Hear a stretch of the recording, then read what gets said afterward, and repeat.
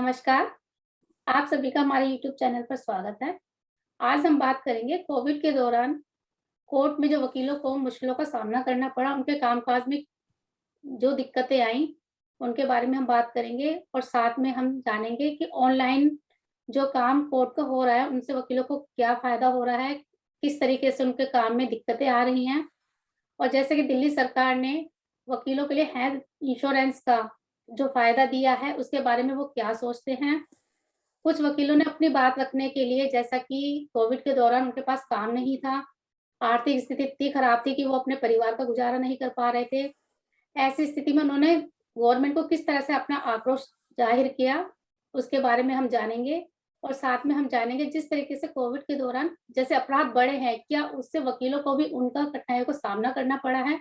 इन्हीं सब बातों का जवाब लेने के लिए आज हमारे साथ हैं दिल्ली हाई कोर्ट के एडवोकेट करणजीत सिंह जी। नमस्कार वकील साहब। नमस्कार मैडम। वकील साहब हम जानना चाहेंगे कोविड के दौरान जो कोर्ट में वकीलों को किन-किन दिक्कतों का सामना करना पड़ा, उनके कामकाज में क्या फ़र्क पड़ा?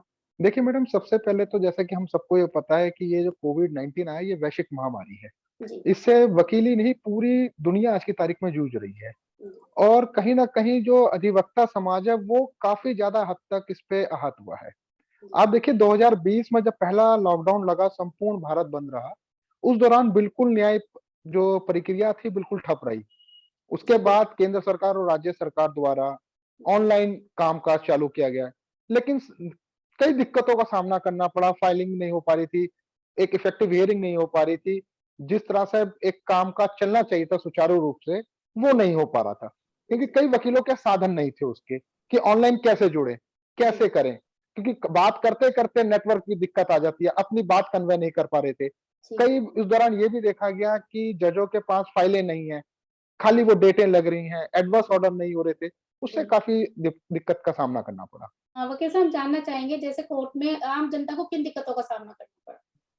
जी, देखिए मैं आपको इसके लिए बताना ये चाहूँगा लक्ष्मी जी, जैसे कोविड से सभी जूझ रहे हैं, अब हमारे देश के अंदर ये किसी से छुपी नहीं है कि पहले 3 करोड़ से ज़्यादा मुकदमे लंबित हैं जी, और कोविड की वजह से हर तारीख पे तारीख, तारीख पे तारीख, तारीख पे तारीख बढ़ती गई, जी, जिनसे कि जो मुकदमे साल भर के अंदर खत्म हो जाने चाहिए थे, 6 महीने में जो फाइनल आर्गुमेंट के ऊपर लगे हुए थे, वो पेंडिंग होते चले गए, जिनसे न्याय में दिक्कत आने लग गई।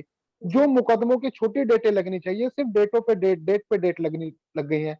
उस दौरान हमने ये भी देखा कोर्ट में कोविड के दौरान कि कई ऐसी डिस्ट्रिक्ट कोर्ट्स में हुआ है कि 8-8 महीने की डेटें लगी हैं। जैसे 138 के मुकदमे फाइल हो रहे हैं, वो लिस्ट नहीं हो पा रहे और जब लिस्ट हो रहे हैं तो उसमें 8-8 9-9 महीने की डेटें पड़ रही हैं। उसमें जो आम जनता है उसे काफ़ी दिक्कतों का सामना करना पड़ा है। सर जैसे कोर्ट में ऑनलाइन का काम आजकल हो रहा है, उससे क्या फ़ायदा आपको लगता है हो रहा है और कितना इसमें इसका नुकसान है कि ऑनलाइन में अगर कोर्ट का काम हो रहा है, तो वो आप क्या सोचते हैं इस बारे में? नहीं, हम ये कह भी सकते हैं क्योंकि देखिए ऑनलाइन एक तो ये था कि हम बीच में नेटवर्क की दिक्कत आई। अब जैसे कि करकरडुमा का या मैं आपको साकेत का या राउज़ एवेन्यू का एक उदाहरण दूँ, तो जी, यहाँ पे आप अगर जाते हैं तो सामान्य दिन में भी नेटवर्क की बड़ी दिक्कत रहती है। जी, और उस दौरान अगर नेट से आप कनेक्ट होंगे तो वो बड़ी दिक्कत का सामना करना पड़ रहा था। जी, क्योंकि कोर्ट भी फाइनल आर्गुमेंट में कई कभी मान लीजिए अपोजिट पार्टी के अधिवक्ता हैं, कोई सीनियर एडवोकेट हैं, उम्र-दराज़ हैं, वो मना करते थे आर्गुमेंट करने के लिए नहीं सहज हो पाते हैं। और कई वकील ऐसे भी हैं जिनके पास आपका एंड्रॉइड फ़ोन का साधन नहीं है या जी, लैपटॉप नहीं है, वो जी, कैसे अपना करके आएँगे? जी। वो बड़ी समस्या का सामना करना पड़ा है हमें। तो सर कोर्ट में भी कि अगर ऑनलाइन काम हो रहा है उससे क्या कोई फ़ायदा है या आप किस तरह से इस समय कोर्ट में जाते हैं, कैसे मैनेज कर पाते हैं? नहीं देखिए, फ़ायदा हम कह भी सकते हैं, नहीं भी कह सकते हैं। जी, क्योंकि देखिए ऑनलाइन फ़ाइल होने से फ़ायदा ये है कि अगर आपकी ओरिजिनल फ़ाइल कोर्ट से अगर मिसप्लेस हो जाती है तो डाटा ऑनलाइन अवेलेबल रहेगा कोर्ट के पास, जी, वो वहाँ से रिकवर हो जाएगा। जी, लेकिन दिक्कत इसमें सबसे बड़ी लक्ष्मी जी ये है, मैं आपको बताना चाहूँगा कि ऑनलाइन फ़ाइल होने के बाद जो ओरिजिनल फ़ाइल है वो फिज़िकली कोर्ट में फ़ाइल करनी ही पड़ रही है। जी, और उसके बाद दिक्कत क्या आ रही है कि जैसा आपके पास ओरिजिनल फाइल वो फिजिकल जा नहीं रही है। ऑनलाइन जो है अब कंप्लेंट केस में आपको छोटा-सा उदाहरण देता हूँ आज से 2 दिन पहले का, कि जी, एक कंप्लेंट केस फाइल करा जिसमें जज साहब ने ये कहा कि मेरे पास ना सॉफ्ट कॉपी आई है, ना मेरे पास हार्ड कॉपी आई है, इसलिए मैं नेक्स्ट डेट पे मैटर सुनूँगी। जी, तो उसके लिए भी हम ये कह सकते हैं दोनों पहलू पे, इससे थोड़ा और तंदुरुस्त हमें करना पड़ेगा सरकारों को कि ऑनलाइन अगर फाइल हो रही है, ये नो डाउट जैसे हाई कोर्ट के अंदर सुचारू रूप से काम चल रहा है। लेकिन हमें डिस्ट्रिक्ट कोर्ट के ऊपर काम करने की अभी आवश्यकता है, जिससे कि आगे चल के अगर ये परिस्थिति कुछ समय और रहती है या इन फ्यूचर अगर हम पूरा वर्चुअली हम सेटअप अपना पूरा कर देते हैं तैयार, तो उसमें दिक्कत नहीं आए हमें। वकील साहब, हम जानना चाहेंगे जैसे केंद्र सरकार और राज्य सरकार किस तरीके से और सहायता कर सकती है जिससे वकीलों के कामकाज में कोई फर्क ना पड़े? देखिए, सबसे पहले तो मैं आपको ये बताना चाहूँगा कि जो एक अधिवक्ता समाज है, एक चौथा स्तंभ है किसी भी देश का। जी, आप उठा के देखिए, हिंदुस्तान का देखिए या अमेरिका का देखिए या कहीं का भी देखेंगे आप, एक अधिवक्ता समाज जो है एक चौथा स्तंभ कहा गया है। क्योंकि जी, न्याय दिलाने की प्रक्रिया में अधिवक्ता समाज एक बहुत अहम भूमिका अदा करता है। या जी, राजनीति के क्षेत्र में भी अधिवक्ता समाज एक अहम रोल अदा करता है। जी, तो इसमें देखिए राज्य सरकार और केंद्र सरकार को मिलके देखना चाहिए कि एक बहुत बड़ा जो समाज है अधिवक्ता का, वो इससे कोविड की वजह से बहुत ही आहत हुआ है। कइयों की अब मेरे कई अधिवक्ता भाई ऐसे हैं जिनका रोज का कमाना, रोज का खाना था, उनका किराए का मकान है, जी, बस से आना है, किराया नहीं दे पा रहे, उनके घर का खर्चा नहीं चल पा रहा। अब जैसे बीच में पिछले साल हमारी बार काउंसिल ने कुछ उनके लिए फंड का इंतजाम करा, घर में राशन का इंतजाम करा। तो मैं ये चाहूँगा और गुज़ारिश करूँगा केंद्र सरकार और राज्य सरकार से भी कि क्योंकि जब मैं बीच में ये भी बताना चाहूँगा, जैसे हमारे केंद्र सरकार ने 2020 में जब 20 लाख करोड़ का एक पैकेज दिया पूरे देश को, उसमें अधिवक्ता समाज के लिए कुछ नहीं था। तो मैं ये गुज़ारिश करूँगा केंद्र सरकार और राज्य सरकार से कि कुछ ऐसी व्यवस्था करनी चाहिए जब तक कि ये परिस्थिति बनी रहती है, तब तक जो अधिवक्ता बिल्कुल ज़रूरतमंद हैं, जी। उनके लिए कुछ फाइनेंशियल मदद केंद्र सरकार या राज्य सरकार द्वारा की जाए, जिससे कि वो अपने आने वाले कुछ समय 2, 4, 6 महीने जब तक स्थिति सामान्य नहीं हो जाती, ज़िंदगी एक बारी दोबारा पटरी पे नहीं लौट जाती, वो अपने घर का गुज़ारा-बसर अच्छी तरह कर सकें। बिल्कुल सर। दिल्ली सरकार द्वारा दी गई वकीलों को हेल्थ इंश्योरेंस के बारे में आप क्या सोचते हो? उसमें उनका क्या फ़ायदा हुआ है? इसके बारे में हम आपसे जानना चाहेंगे। जी, जैसे कि मैं आपको इसमें भी ये बताना चाहूँगा लक्ष्मी जी, कि दिल्ली के अंदर जब अभी पीछे चुनाव हुए थे बार काउंसिल के 2018 में, तो 24,000 समथिंग एडवोकेट वोटिंग राइट्स था उनका। जी, अभी के दौरान जब हुआ तो हमें ये जो हमारी बार काउंसिल और बार एसोसिएशन डिस्ट्रिक्ट कोर्ट्स की ने सभी आम आदमी पार्टी के जो मुख्यमंत्री माननीय श्री अरविंद केजरीवाल जी के पास जब गुहार लगाई कि जी, कहा कि एक आपका वादा था कि अधिवक्ता समाज को आप मेडिकल फैसिलिटी देंगे। तो जी, उन्होंने एक हमें मेडिकल फैसिलिटी का एक इंश्योरेंस हमें प्रोवाइड करा, दूसरा हमें टर्म इंश्योरेंस का फायदा दिया, जी, जिससे कि एक अधिवक्ता समाज को बहुत ही फायदा भी मिला। लेकिन इसमें मैं एक चीज़ और ये आपको बताऊँ लक्ष्मी जी, कि क्या हुआ है उसमें कि दिल्ली सरकार ने हमें दिया है नो डाउट, जिसके पास कुछ नहीं था अधिवक्ता के पास, उसे कम से कम कुछ जी, सहायता तो कुछ मिली है सहायता राज्य जी, सरकार से। बिल्कुल। लेकिन मैं उसमें ये ज़रूर बताना चाहूँगा कि उसमें दिल्ली सरकार ने क्या है कि जो भी आपका बिल बनेगा, 75% दिल्ली सरकार देगी और जी, 25% जो अधिवक्ता या उसके परिवार का जो उसके अंदर एनरोल्ड है, जी, उसको देना उसे होगा। अपनी जेब से देना होगा। अब जैसे कि उदाहरण देखिए, अभी कोविड का दौर चला, सबने देखा ये वैश्विक महामारी में कोई भी ऐसा अछूत नहीं रहा कि जिसने इसका सामना नहीं करा। बिल्कुल सर। सपोज़ कीजिए कि कोई अधिवक्ता या उसका परिवार का कोई सदस्य भर्ती होता है अस्पताल में, तो 3 लाख का अगर बिल आया, तो ये जी, मान के चलिए 75,000 रुपए अधिवक्ता को अपनी जेब से देने होंगे। जी, वो कहाँ से और लाएँगे? कोविड के दौरान मैं आपको वही कहना चाह रहा हूँ कि आज की तारीख में ये हालत है कि कई अधिवक्ताओं के बच्चों की स्कूल की फीस नहीं हो रही, जो हम कुछ अधिवक्ताओं ने मिलके हाई कोर्ट ने भी कई बारी देखा है, आप लोगों ने भी सुना होगा न्यूज़पेपर में भी कि कई सीनियर एडवोकेट्स ने, कई बार एसोसिएशंस आई हैं, कई और भी जो लॉ फर्म्स हैं, वो आगे आई हैं और उन अधिवक्ताओं के परिवार के बच्चों की फीस तक उन्होंने जी, दी है। बिल्कुल तो सर। उसके दौरान मैं ये गुज़ारिश ज़रूर करूँगा अपने दिल्ली के माननीय मुख्यमंत्री जी से और कानून मंत्री जी से कि उसपे भी अगर कुछ हो सके तो विचार करें कि जो ये 25% जो वकीलों की जेब पास से भी जा रहा है, जो अभी असंभव सा लग रहा है कुछ समय के लिए,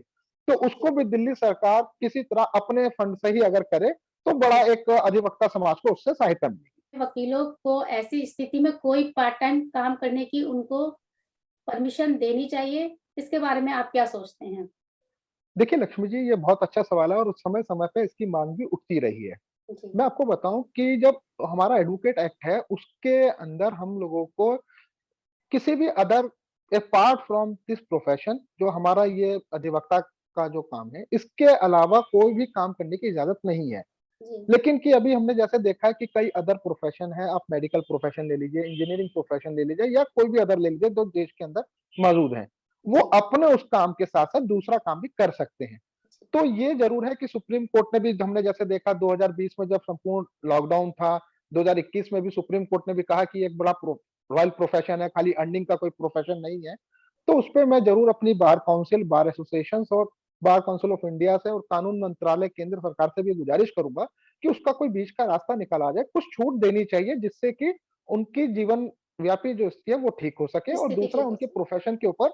प्रोफेशन के ऊपर भी कोई असर ना पड़े। जी, क्योंकि बिल्कुल। ये है कि एक एक बहुत ही इस पे, ये कहते हैं सफेद कपड़े पे अगर दाग लग जाता है, तो छूटता नहीं है। जी, तो बिल्कुल। कानून का ये प्रोफेशन ये वैसी है, एक बारी अगर आपका प्रोफेशन ये बदनाम हुआ, तो आप कभी नहीं उठ पाएँगे। तो जी, उसके लिए भी देखना ये होगा कि कौन-सा प्रोफेशन इसके साथ पार्ट टाइम हम दे सकते हैं, लॉ से रिलेटेड ही, कि हम कोई अगर कोई जॉब में जा रहे हैं या कोई अदर बिज़नेस इन्वेस्टमेंट में जा रहे हैं, जिससे कि जो हमें अभी अनुमति नहीं मिलती है, हमारे एक्ट के अकॉर्डिंग। क्योंकि जी, टाइम टाइम भी कुछ अधिवक्ताओं ने ऐसा करा है, तो इनकी कंप्लेंट हुई है, तो हमारी बार एसोसिएशन और काउंसिल ने काफ़ी स्ट्रिक्ट एक्शन लिया उनके अगेंस्ट। तो उस पे जी, थोड़ी ढिलाई, मेरा मानना ये है, देना चाहिए हमें। जी, और साथ ही साथ ये भी है कि ये भी देखना चाहिए कि सरकार को भी अभी इस वैश्विक महामारी से जूझने में अधिवक्ता समाज की मदद करनी चाहिए। बिल्कुल सही। देखना चाहिए कि वो भी कितना भी जूझ रहे हैं, क्योंकि आज ये किसी से छुपी नहीं है बात कि अभी हर कोई इससे त्रस्त है। कोर्टें चल नहीं रही है सुचारू रूप से, और हम ये, कोई भी ये नहीं कह सकता कि कोर्ट कब से सुचारू रूप से काम करना चालू कर देंगी। जी। जी, लक्ष्मी जी। जैसे सर देखने में आ रहा है कि और इवन जैसे बाज़ारों में और इवन और क्या ये ऑफ़िसों में भी हो रहा है, क्या मतलब कोर्ट में भी इस तरीके का कोई सामने चीज़ आ रही है या ऑनलाइन ही सारा काम हो रहा है? नहीं, देखिए, अभी तो मैं आपको ये बताऊँ कि जब 2021 के दौरान हुआ था, तो प 25% से बार एसोसिएशन के दबाव में आके हाई कोर्ट ने, माननीय दिल्ली हाई कोर्ट ने डायरेक्शन दी थी कि जी, 25%, 25 के बाद 50%, उसके बाद फुल फ्लेज हमारी कोर्टें चालू हो गई थी। जी, तो उस तरीके से हम ये कह सकते हैं कि हाँ, अगर अभी की स्थिति थोड़ी-सी कंट्रोल होती है और लगता है कि ये अभी पूरी तरह से खत्म नहीं हुआ है कोविड, जी, तो मेरा ये मानना ज़रूर है कि एक बारी उसी तरह कि जैसे आज फिजिकल है, कल हमारा वर्चुअल हो वो कोर्ट, फिर दूसरे दिन फिजिकल हो, उस तरीके से हम करके एक दोबारा पटरी पे ला सकते हैं ज़िंदगी, और जो मेथड हमारे पुराने हैं, तो जी, उस चीज़ पे हम कर सकते हैं। और ये भी मैं आपको बताना चाहूँगा कि जो मुकदमे काफ़ी समय से लंबित हैं कोर्ट के अंदर, अगर जी, मान लीजिए कुछ समय के लिए वर्चुअली हमें बिल्कुल ही काम करना है, तो उन मुकदमों का निपटारा जल्द से जल्द कोर्ट को करना होना चाहिए। चाहिए, कोर्ट को भी बिल्कुल थोड़ा होना चाहिए। इनिशिएट करनी चाहिए। जी, जी, सर, लक्ष्मी जी। जी।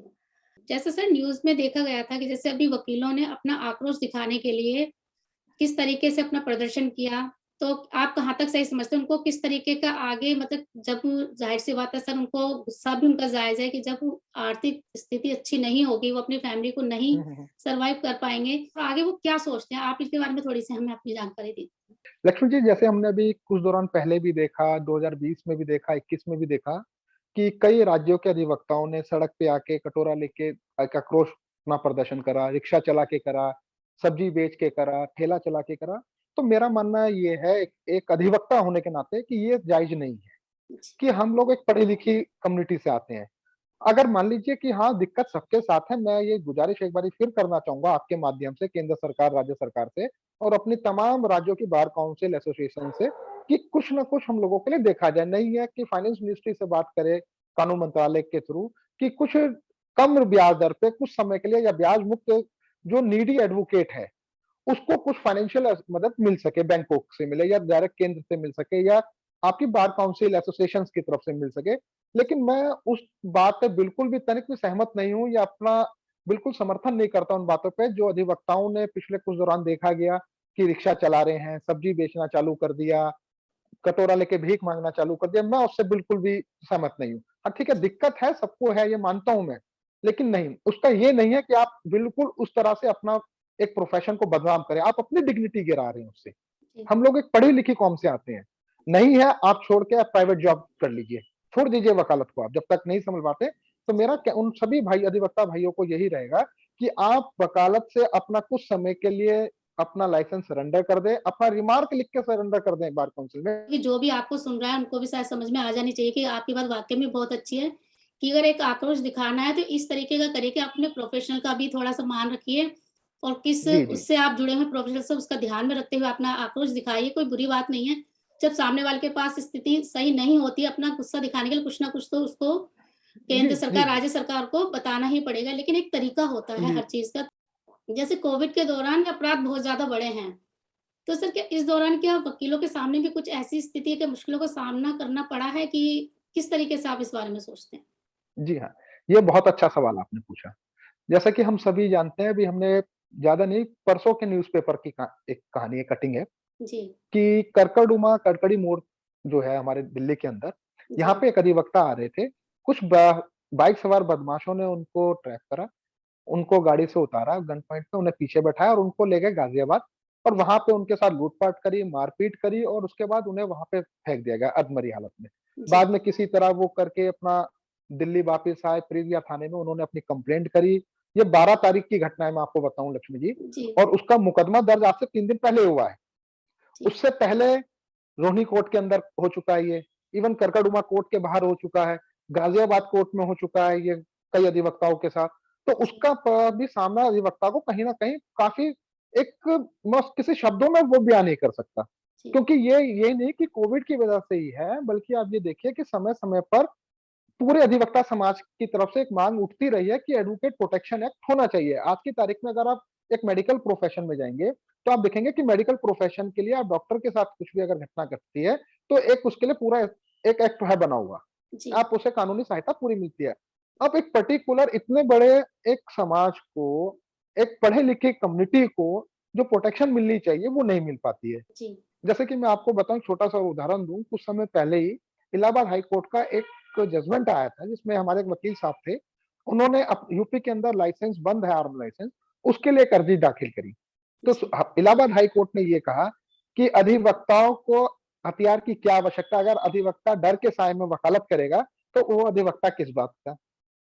मैं और ये उसके तो ठीक जजमेंट पास होने उस जजमेंट को पास होने के ठीक 2 या 3 दिन के बाद ही एक अधिवक्ता की वहीं पे हत्या हो जाती है, उत्तर प्रदेश में ही। तो मैं ये भी समझ नहीं पाया कि बिल्कुल सर, अधिवक्ता की जान, क्या अधिवक्ता की जान नहीं है कुछ क्या? बिल्कुल जाने सही आप एक बात मान सर। के चलिए कि चाहे वो क्रिमिनल का केस का अधिवक्ता हो या ही सिविल का अधिवक्ता हो। सर केस तो अधिवक्ता तो अधिवक्ता है, देखिए। बिल्कुल, बिल्कुल सर, बिल्कुल। बिल्कुल। और ये नहीं पता, देखिए जी, आफ़त कहाँ से आएगी, किस रूप में आएगी, ये किसी को नहीं पता। अब मान बिल्कुल लीजिए, सर। जैसे कि मैं ये भी एक चीज़ बताना चाहूँगा कि कुछ अधिवक्ताओं भाइयों का हमारा टेम्परामेंट बड़ा कमज़ोर रहता है। एकदम गुस्सा हो जाते हैं, हाइपर हो जाते हैं। तो उस पोज़ीशन पे ये है कि जो भी वो अपना अगर देते हैं, एक आर्म की एप्लीकेशन देते हैं या किसी चीज़ की देते हैं, तो उसको देखा जाए, उनका मेडिकल पूरा देख लिया जाए। अगर उन्हें लगता है नीडी है, तो उसपे देना भी चाहिए उन्हें, और कहीं न कहीं राज्य सरकार, केंद्र सरकार को भी इसकी तरफ देखना चाहिए कि कैसे इन अधिवक्ता समाज को भी इस अपराध से बचाया जा सके। बिल्कुल क्योंकि सर। सबसे, मैं फिर एक बारी वही दोहराना चाहूँगा अपनी बात कि एक चौथा स्तंभ माना गया है कानून को। उसके जी, बाद अगर कानून बनाने वाले और कानून को समझने वालों को ही अगर सुरक्षा नहीं मिलेगी, तो फिर किसे मिलेगी आप? ये बिल्कुल सर, समझिए लक्ष्मी जी। बिल्कुल सर। जैसा कि वकील साहब ने हमें कोविड के दौरान कोर्ट में वकीलों को जो परेशानियों का सामना करना पड़ा, किस तरीके से उनके कहते हैं ना कि प्रोफेशनल वकील हैं तो और कोई काम नहीं कर सकते, लेकिन ऐसा होना चाहिए। हम सब समझते हैं कि अगर इस दौरान अगर उनके पास कोई काम नहीं है तो ज़ाहिर-सी बात है, उनको अपनी गृहस्थी भी चलानी है।